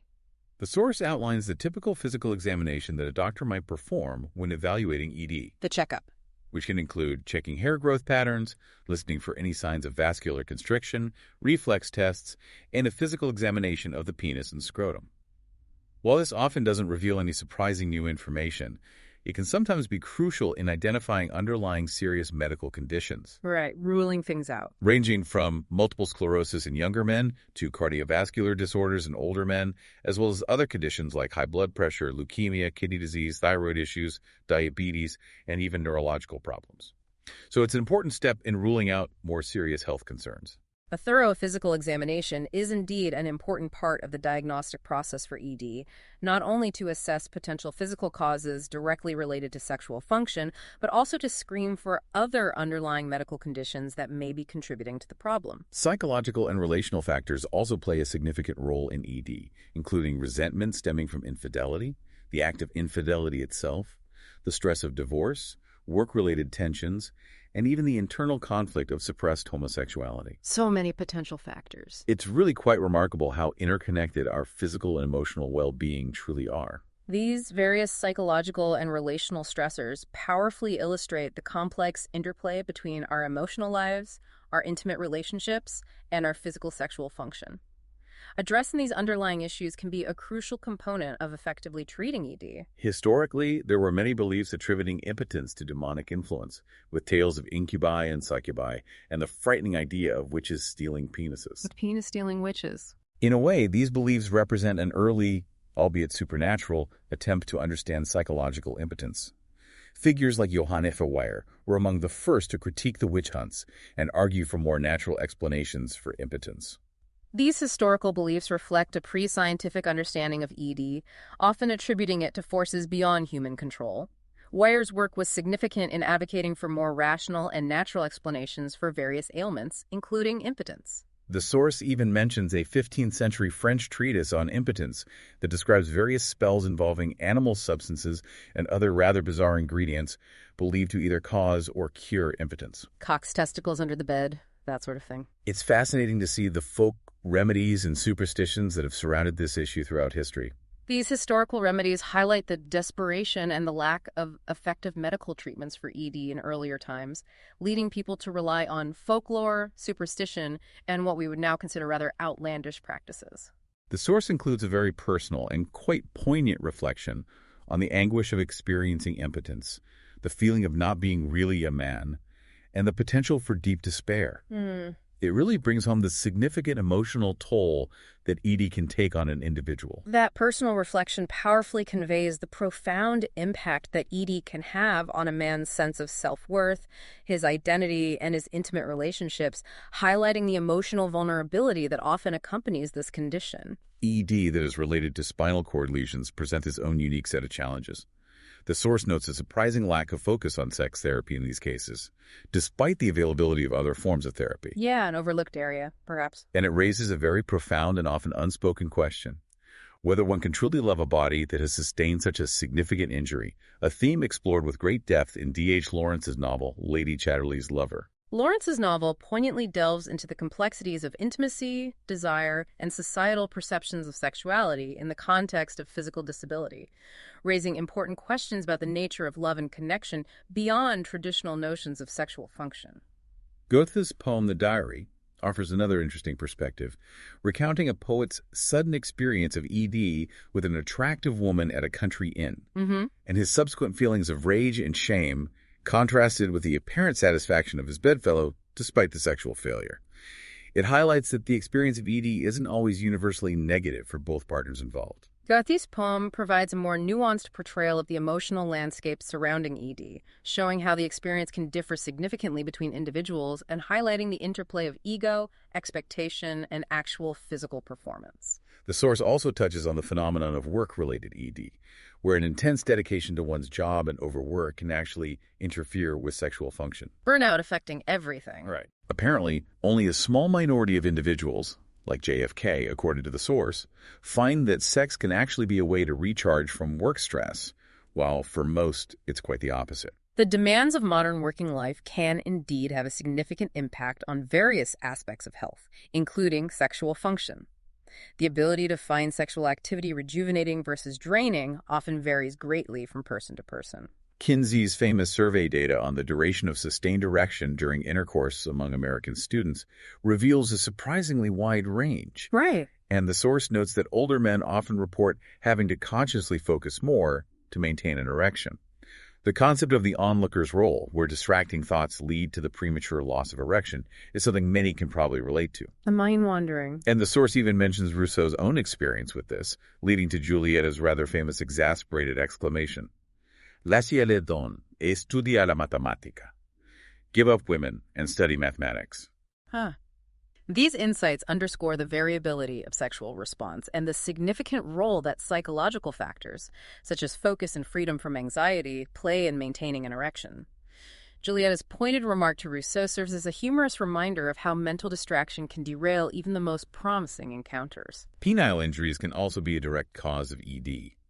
The source mentions tears in the erectile tissue that can occur during vigorous intercourse or masturbation, often accompanied by a distinct snapping sound. The penile fracture. Sometimes referred to as a fracture of the penis. And apparently, the position with the woman mounting facing away from the man carries the highest risk. These injuries often require surgical repair. These types of penile injuries are serious medical events that require prompt attention to repair the damaged tissue and prevent long-term erectile dysfunction. The source then touches on some rather extreme cases of penile trauma, including the rash of non-medical penis amputations in Thailand in the early 1970s, often carried out by women who had experienced abuse. Yeah, that was shocking. And the infamous Lorena Bobbitt case in the U.S., where her actions were contextualized by her allegations of repeated rape by her husband. These tragic and extreme cases underscore the devastating impact of violence and abuse and the desperate measures that individuals may take in response to such trauma. War and torture are also cited as causes of penile gunshot wounds, and the source recounts a particularly disturbing case of a 15-year-old boy who was shot by a pimp for allegedly talking too long to a prostitute. Horrific. The physical and psychological trauma of such events can have profound and lasting effects on sexual function. These horrific examples highlight the vulnerability of the genitalia in situations of violence and the severe physical and emotional consequences that can result from such injuries. The source shares a rather poignant anecdote about a man named Barrels, who developed impotence after a woman made a dismissive comment about his sexual performance. Just a comment. He found solace in the diaries of James Joyce, which his wife apparently did not appreciate, ultimately leading to their separation. It's a stark illustration of how fragile male sexual confidence can be and how it can impact relationships. This story really underscores the delicate interplay between self-esteem, perception, and sexual function, and how negative experiences and emotional responses can have a significant impact on intimate relationships. Even Elvis Presley, despite his early image as a symbol of raw sexuality, apparently struggled with impotence later in his life. The King, too. Likely as a consequence of the various medications and drugs he was taking. This revelation shows that even individuals who project a strong image of sexual prowess can experience difficulties with sexual function, often influenced by underlying health issues and substance use. Let's move on to the age-old quest for aphrodisiacs. Yes. Spanish fly is perhaps the most notorious. Infamous, really.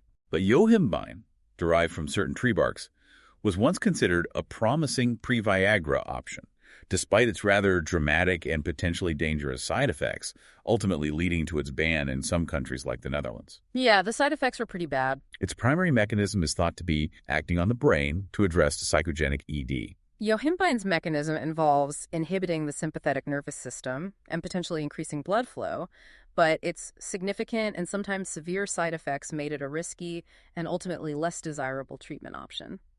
Across cultures and throughout history, there have been countless beliefs in substances that could enhance sexual desire and performance.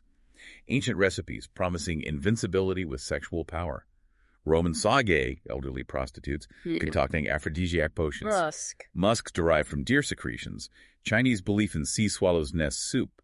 And even Japanese ginkgo biloba extract. The human desire to find a magic bullet for boosting sexual prowess is a long and varied one. These diverse examples highlight the enduring human fascination with finding substances that can enhance sexual desire and function. While some may have mild physiological effects, the power of suggestion and the placebo effect likely play a significant role in many perceived aphrodisiac effects. High-tech treatments for ED have seen a significant resurgence since the advent of Viagra. The game changer. With renewed interest in urological approaches, better diagnostic tools, and improved therapeutic options. The accidental discovery by Ronald Verroeg in the early 1980s that injecting papaverine, a substance used in vascular surgery, could induce an erection was a major turning point. Verroeg's serendipitous discovery of papaverine's effect on erectile function was indeed a significant breakthrough, leading to the development of intracavernosal injection therapy as an effective treatment for many men with ED. Intracavernosal injection therapy involves directly injecting substances like alprostadil into the penis. Another non-oral option is vacuum pump devices, which create a negative pressure to draw blood into the erectile tissue, with a constriction ring placed at the base of the penis to maintain the erection. The vacuum device, yeah. Although this ring can only be left in place for a limited time. These mechanical and pharmacological treatments provide alternative ways to achieve erections when natural function is impaired. Both methods have their own advantages and disadvantages that need to be considered in consultation with a healthcare professional. Penile prostheses, or implants, have also evolved considerably. Early versions had issues, but modern techniques involve surgically implanting inflatable or malleable plastic cylinders into the erectile tissue of the penis. The implants. However, the source emphasizes that this is a permanent and irreversible step, essentially sacrificing the penis's natural ability to become erect. A big decision. It can also be a difficult concept for both patients and their partners to fully grasp. An open discussion about it is often hampered by false modesty. The source even references Gaia Servadio's The Story of R, where a businesswoman recounts her experience with a baron who had a pump implant. Penile prostheses offer a permanent solution for ED when other treatments have failed. However, the irreversible nature of the procedure and its impact on the natural erectile mechanism require careful consideration and open communication between the patient and their partner. The lack of open discussion often stems from societal discomfort with such intimate topics. The source shares a rather telling case study of a patient with ED who tried various treatments, including sexologists, injections, and a vacuum pump, before finally opting for a semi-rigid penile prosthesis. Right. However, he later developed dissatisfaction and even paranoia about his daughter noticing his permanently erect penis, suggesting that certain types of implants might not be suitable for all individuals due to psychological factors. This case study highlights the importance of considering the psychological and emotional well-being of patients when choosing treatments for ED, emphasizing that the most technically successful solution may not always lead to complete patient satisfaction. The accidental discovery of sildenafil, better known as Viagra, by Pfizer researchers who were initially looking for a cardiovascular drug, is a classic example of serendipity in scientific research. Total accident, basically. While it didn't perform well in trials for angina, the unexpected side effect of erections reported by male test subjects revolutionized the treatment of ED. The story of Viagra's discovery is a remarkable example of how unforeseen findings in scientific research can lead to major medical breakthroughs, in this case, transforming the landscape of treatment for erectile dysfunction. The source includes a fable that illustrates man's perpetual dissatisfaction with his allotted lifespan and his attempts to gain more years by taking them from other animals. The ass, the dog, the monkey. Ultimately, even with an extended life, he remains discontented, perhaps a metaphor for our constant striving, even when we might already have enough. This fable offers a poignant reflection on the human condition, suggesting that our inherent desires and dissatisfactions may persist even when our superficial wishes are granted. Stekel's case of an elderly, impotent painter who blamed his much younger wife for his ED, despite a 20-year history of the condition and no morning erections for the past decade, along with panic attacks, really highlights the tendency to project blame rather than confronting underlying personal issues. This case study underscores the complex psychological dynamics that can be at play in ED, often involving denial, projection, and underlying anxieties that may not be directly acknowledged. Priapism, a prolonged and often painful erection that is not associated with sexual arousal, is mentioned as a potential side effect of penile self-injection therapy. Right, a known risk. But it can also be linked to other medical conditions like leukemia, lower abdominal tumors, certain drugs, and sickle cell anemia. Treatment typically involves injecting a vascular constricting agent or, if that fails, surgical intervention. Priapism is a serious medical emergency that requires prompt treatment to alleviate the prolonged erection and prevent potential permanent damage to the penis. Finally, the source discusses Peyronie's disease, a condition where the erect penis develops a curvature due to the formation of excessive connective tissue in the erectile tissue compartments. The crooked erection? It's fairly prevalent, especially in men around the age of 50, and is sometimes associated with Dupuytren's contracture in the hands. The cause is believed to be an abnormal inflammatory reaction. The curvature is often towards the abdomen and can lead to pain and difficulty with intercourse, although the source notes that some women actually find it intriguing. It's a condition that's not always easy to discuss publicly, leading many patients to believe they are the only ones experiencing it. The source distinguishes this from congenital crookedness, where the penis naturally bends downwards or sideways, which is less common. Peyronie's disease can have a significant impact on sexual function and self-esteem. While the degree of curvature and discomfort varies, the difficulty in discussing it openly often leads to feelings of isolation among those affected. It's important to differentiate it from naturally occurring penile curvature, which is typically less severe and doesn't develop later in life. Let's move on to the topic of circumcision. The source delves into its long history, tracing its potential origins back to prehistoric times and its possible roots in ancient religious rituals, such as sun and fertility cults. Deep roots, yeah. It explains how both Jews and Muslims adopted the practice from the ancient Egyptians, with one scholar, Soap, suggesting it served as a political psychological symbol of superiority. An interesting take. The oldest known depiction of circumcision is an Egyptian print dating back to 2420 BC, which even seems to suggest the use of an anesthetic ointment. Circumcision has incredibly deep historical and cultural roots, with various interpretations regarding its original purpose, ranging from hygiene to religious symbolism. The Egyptian depiction provides very early evidence of the practice and even hints at attempts to manage the pain involved. Anthropologists, the source notes, have also theorized that circumcision might be a relic of ancient human sacrifice. The part for the whole idea. With the foreskin sometimes being darked in a similar manner to sacrificial offerings, symbolizing a bond between humanity and the divine. Christianity eventually replaced circumcision with baptism, while Judaism and Islam have retained it as a significant religious practice, with Islam viewing it as a symbol of purity required for certain religious ceremonies. So Bepp's perspective emphasizes its role in initiation ceremonies, marking the transition to adulthood and a kind of ritualistic rebirth. These diverse anthropological and religious perspectives highlight the multifaceted significance of circumcision across different cultures and faiths, serving as a marker of identity, a religious obligation, and a rite of passage. The source then delves into the anatomy of the glands and foreskin, emphasizing their rich network of nerve endings and the foreskin's role as a significant sexual organ in its own right. Highly sensitive area. It explains that the removal of the foreskin inevitably leads to the loss of this sensitive tissue and the subsequent formation of a less sensitive callus due to continuous friction. The sensitivity of the glands and foreskin underscores the potential sensory impact of circumcision, as the removal of the foreskin alters the natural interaction and protection of this highly innervated area. Now let's address the sensitive topic of voluntary and involuntary sterility, starting with the rather disturbing history of forced sterilization. Yeah, a dark history. The source traces the early advocacy for vasectomy as a sterilization method back to Cooper in 1832, and the subsequent implementation of forced sterilizations in the U.S. in the late 19th century, driven by eugenic beliefs aimed at preventing the propagation of individuals deemed inferior. Eugenics.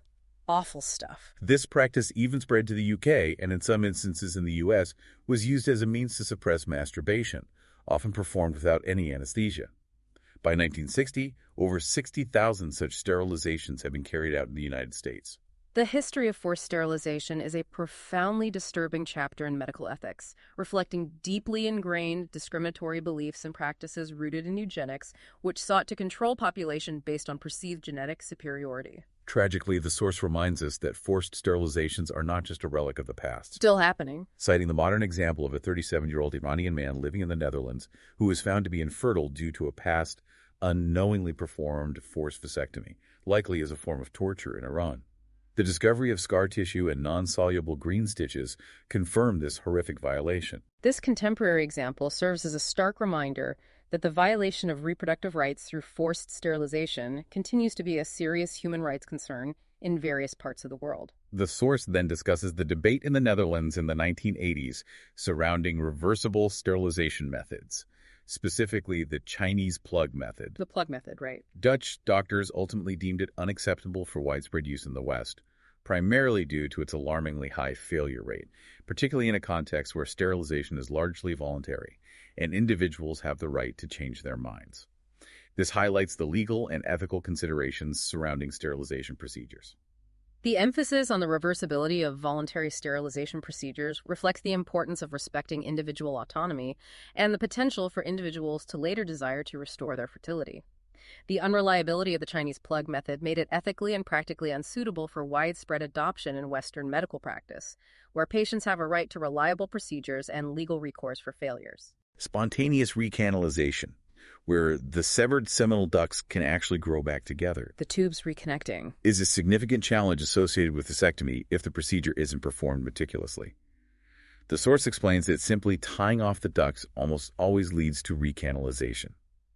The key to preventing this is to also remove a small segment of the duct and, importantly, the surrounding sheath.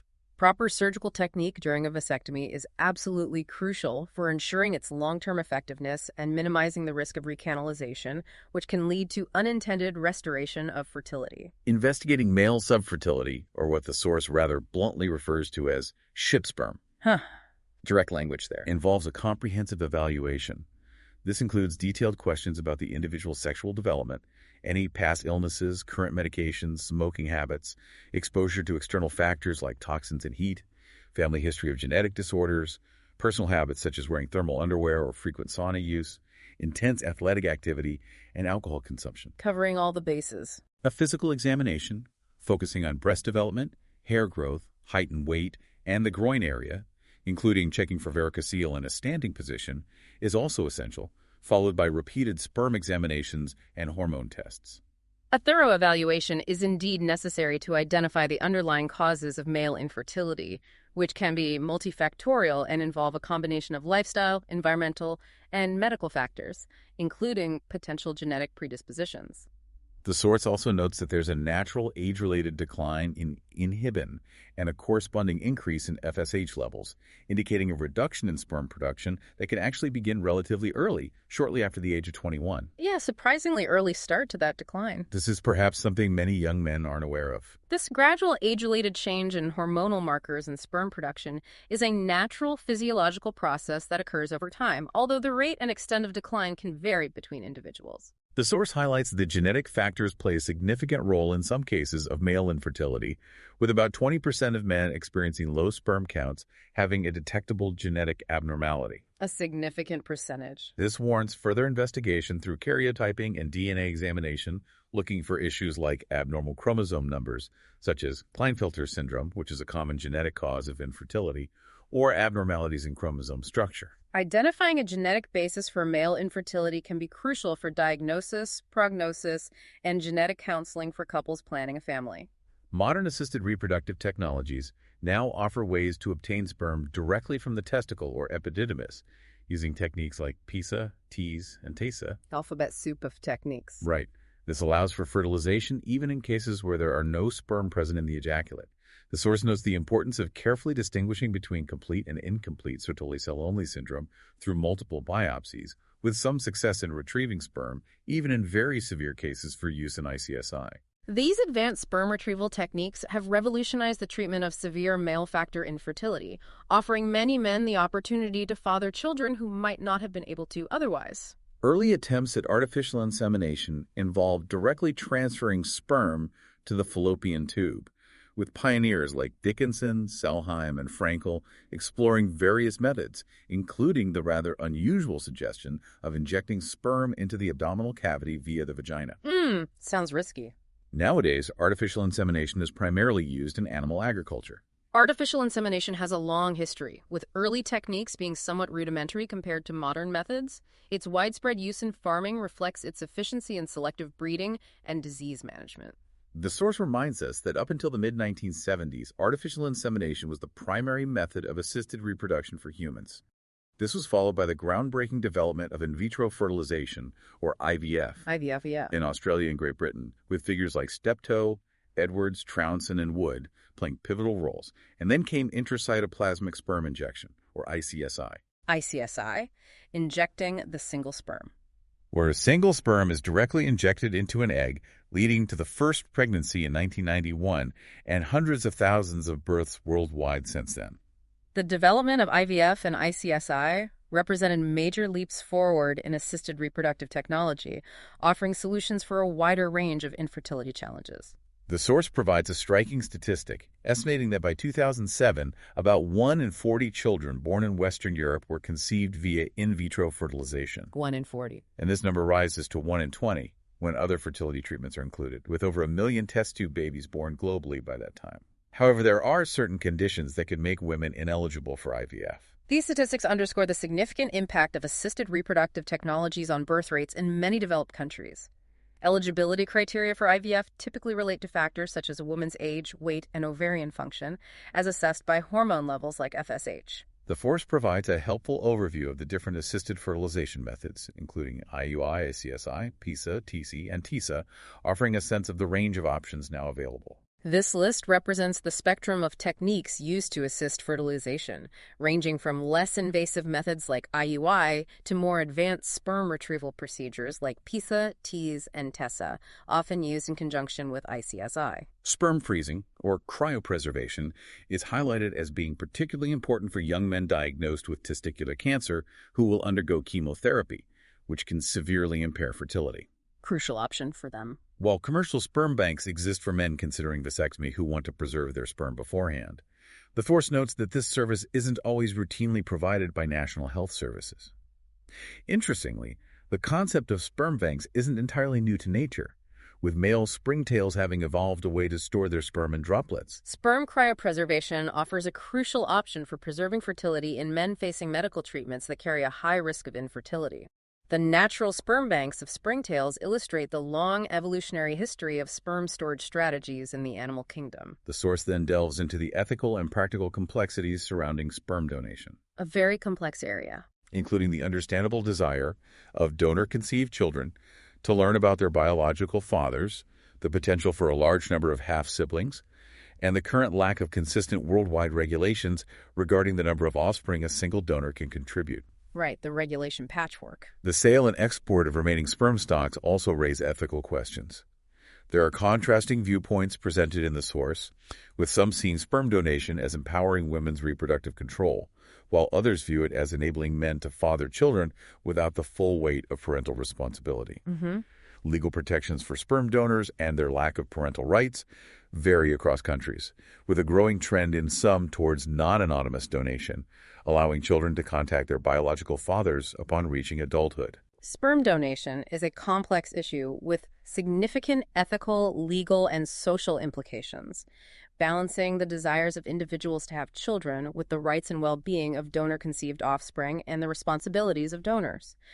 The trend towards non-anonymous donation reflects a greater emphasis on the child's right to know their biological origins. The source draws interesting parallels between modern sperm donation and surrogacy practices and biblical stories, specifically the accounts of Sarah and Hannah in Genesis and the story of Samuel. The desire for children. Highlighting the enduring human desire for children and the significant role that societal honor and lineage have played throughout history. These parallels underscore the timeless and universal human longing for parenthood and the various ways that societies, both ancient and modern, have sought to address infertility and build families. The source then addresses the significant impact that spinal cord lesions can have on an individual's sex life. While achieving what might be considered a normal orgasm is often impossible, some patients report experiencing pleasant sensations in transitional areas due to erratic nerve activity bypassing the spinal cord injury. Alternate pathways, maybe? Interestingly, the source notes that while orgasm can sometimes be unpleasant, it is often followed by a sense of relaxation. Spinal cord injuries can indeed have complex and varied effects on sexual function. The level and completeness of the lesions significantly impact the ability to experience orgasm and other sexual sensations. While traditional pathways may be disrupted, other neural pathways can sometimes lead to altered but still meaningful sexual experiences. The source explains the specific spinal cord segments involved in ejaculation, noting that lesions above T10 generally prevent sperm transport, while the results can be unpredictable with complete lesions between T11 and L2.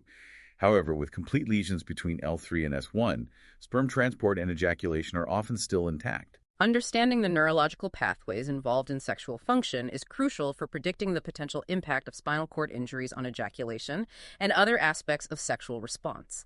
The specific level of the lesion is a key factor in determining these outcomes. The source then turns to attitudes towards masturbation, noting that neither technological advancements, medical warnings, nor religious authorities from Christianity and other Semitic religions to Taoism, which views it as a form of sex lacking warmth and harmony, have been able to stop the practice of self-gratification. Masturbation is a virtually universal human behavior with a long and often complex history of social, religious, and medical attitudes. Despite various attempts to suppress it, it has remained a consistent aspect of human sexuality. The source shares Jolan Chan's personal view of masturbation as being too mechanical and lacking the poetry of partnered sex. Contrasting this with Ignatius J. Riley's rather positive reflections on the topic in John Kennedy Toole's A Conspiracy of Dunces, it really highlights the diverse individual perspectives on this practice. These contrasting views illustrate the wide range of personal opinions and experiences associated with masturbation, from seeing it as a solitary and somewhat sterile act to viewing it as a pleasurable and harmless form of self-expression. Interestingly, a survey from 2003 is mentioned, which showed that self-gratification was still considered the top sexual taboo for both men and women. Still taboo, then? With women actually finding it harder to discuss than men. Erection problems and sexually transmitted diseases ranked second and third, respectively. The source then raises the question of whether there's really much of interest to say about masturbation and whether it even truly falls under the umbrella of sex at all. Also noting the somewhat illogical past trend in America of recommending it as a safer alternative to partnered sex. The persistence of masturbation as a sexual taboo in some cultures, despite its prevalence, highlights the complex interplay of societal norms, religious teachings, and individual behavior. The historical recommendation of masturbation as a safe alternative to intercourse was based on concerns about disease transmission, but lacked a comprehensive understanding of sexual health and well-being. The source then makes a powerful point, emphasizing women's fundamental role in reproduction and their inherent expertise in matters of love, intimacy, and sexuality. Absolutely.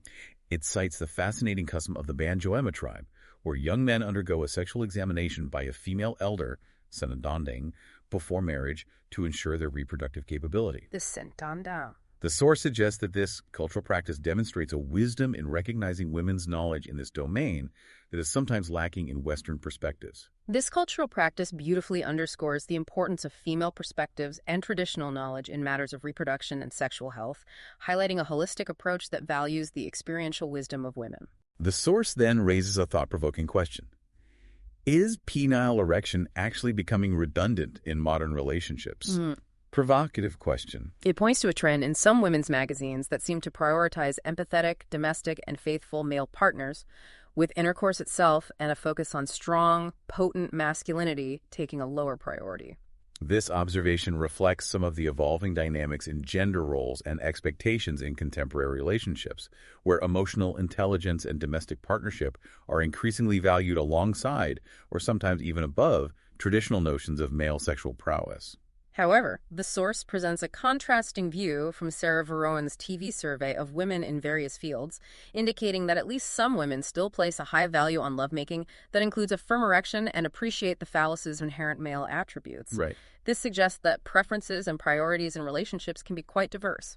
These contrasting perspectives highlight the complexity and diversity of female desires and preferences in intimate relationships, suggesting that while some societal trends may emphasize certain qualities, the importance of traditional aspects of sexual intimacy remains significant for many. The source then delves into the concept of new impotence, which emerged in the early 1970s and was linked to the women's movement and the growing demand for equal sexual rights and a focus on the quality of intercourse. Quality over quantity, maybe. Rather than just the frequency or a male-centered focus on quantity, as exemplified by the Queen of Aragon's historical demands.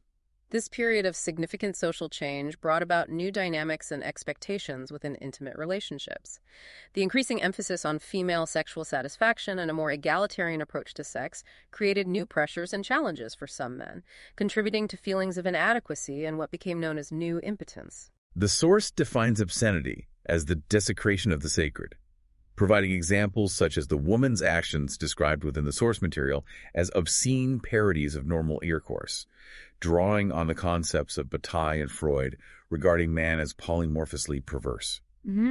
It then discusses how early sexologists were often influenced by Victorian-era thinking, in contrast to Havelock Ellis's more modern view of sexuality as being individually and culturally determined.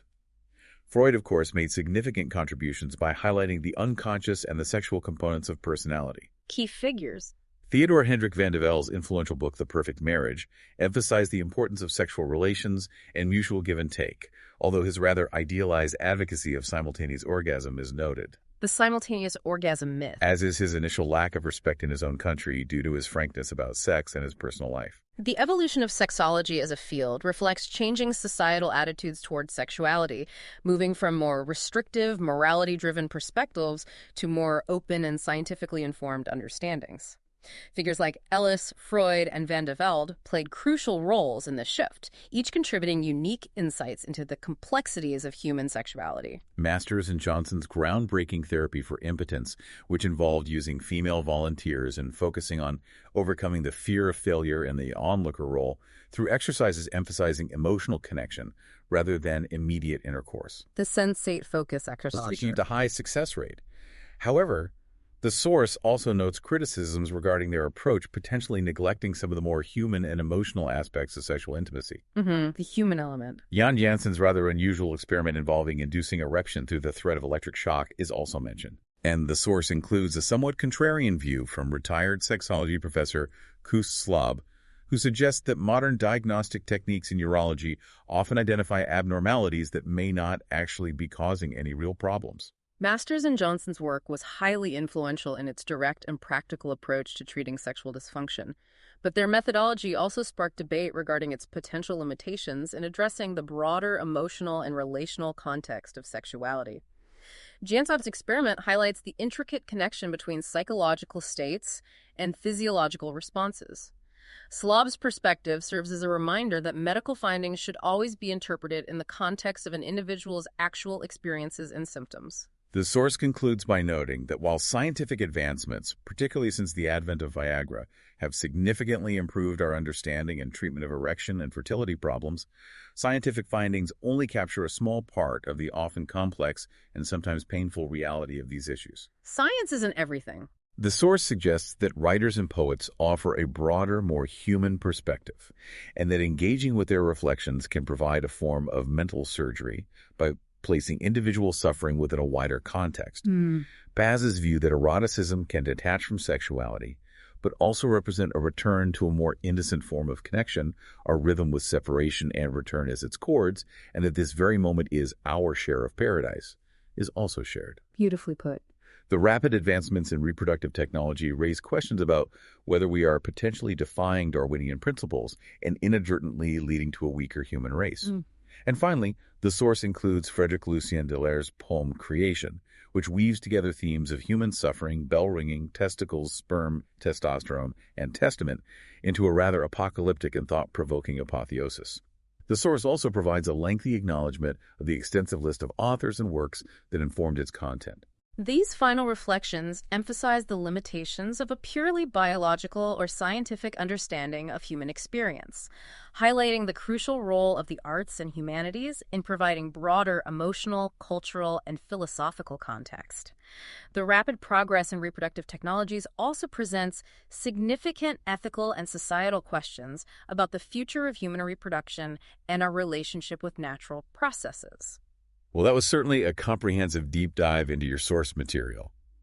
We've covered an incredibly vast and fascinating landscape, from ancient beliefs and practices to cutting-edge modern science and everything in between. We really covered a lot of ground. I have no doubt that this exploration has sparked even further questions and areas of interest for you. Indeed, it's a testament to the rich and multifaceted nature of this seemingly straightforward topic. So as you reflect on the diverse perspectives we've encountered today, ranging from the dawn of recorded history to the latest scientific breakthroughs, consider how these different lenses shape our understanding of manhood, sexuality, and the fundamental processes of reproduction. And here's a final thought-provoking question for you. Considering the immense historical and cultural weight that has been attached to the penis and male reproductive function, how do these insights influence your understanding of contemporary discussions around masculinity, identity, and the future of human connection in an increasingly complex world? A lot to think about there. We certainly encourage you to continue exploring these themes and perhaps even delve deeper into some of the fascinating figures and studies that we've touched upon today. Thanks for joining us on The Deep Dive.